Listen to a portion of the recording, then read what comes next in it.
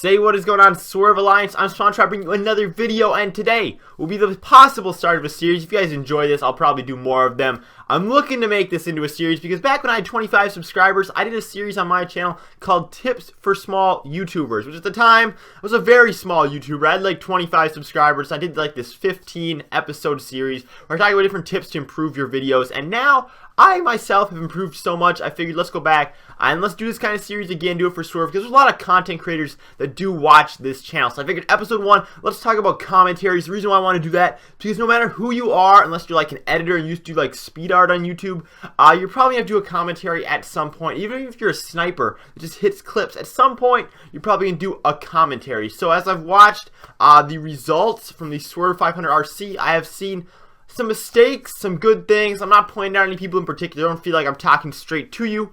But I did find some things that could be improved on. I want to give people some tips. Now, the results from that RC will be out on Wednesday. We're not going to tell anybody who won until Wednesday. So you'll find out in the video on Wednesday. We will not tell you beforehand.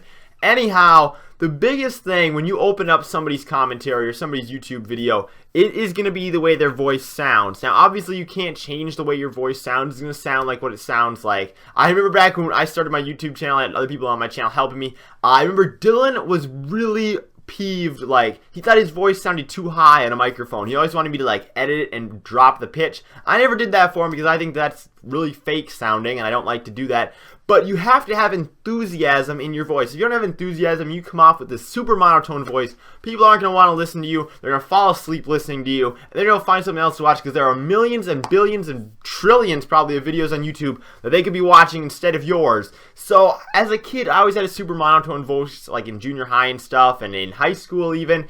And I just kind of decided that if I'd speed up how fast I talked, it sounded like I had more enthusiasm. And enthusiasm is a really, really important thing. And I understand that, you know, people in your house might hear you and you don't want them to hear you going off about video games, or people from your school might watch your videos. You don't want them to hear you going off about video games. But if you put the enthusiasm into it now, pretty soon it'll be more than just people that you know in real life watching your videos. You know, other people will discover your videos if you pump some enthusiasm into it, because that's what people want to watch on YouTube. Now, as far as, you know, the different types of commentaries, I think that's an important thing to look at. There's regular commentaries, that's what I'm doing right now, right? Is talk to the mic. There's cut commentaries where obviously normally you're playing the game at the same time. You cut it up. That's a really, really popular thing to do. And there's live commentaries. So not too many people do live commentaries anymore. Basically, if you do a live commentary, you're talking as you play. Normally you talk about like what kind of loadout or what kind of guns you're using.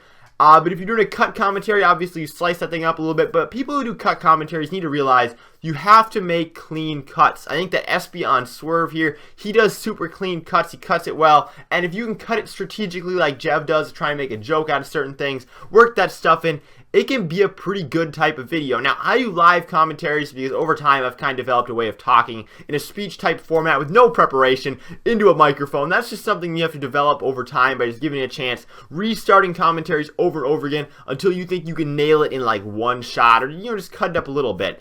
But I like to do it this way because it's also a lot faster. Once you can develop this skill, you technically could upload daily. I think it's very feasible. Now, I don't do that. I don't have a ton of time on my plate. But it is possible. It is very feasible. And if you can just talk into a camera for 4 minutes, throw it on some gameplay, and talk about something interesting at the same time, you could technically probably pull off uploading daily, which is a pretty impressive thing. Now, the last thing that I want to talk about is my overlay. You know, I don't get too worried about the gameplay on my channel.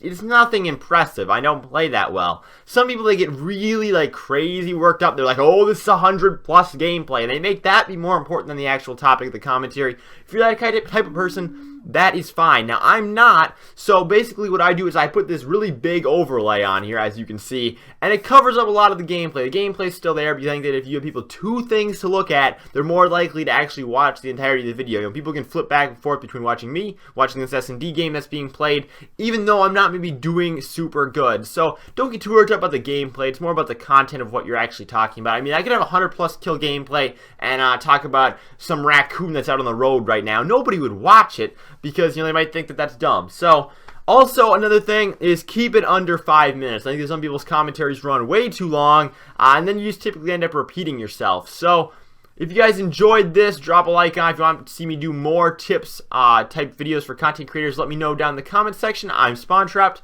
I will see you in the next video.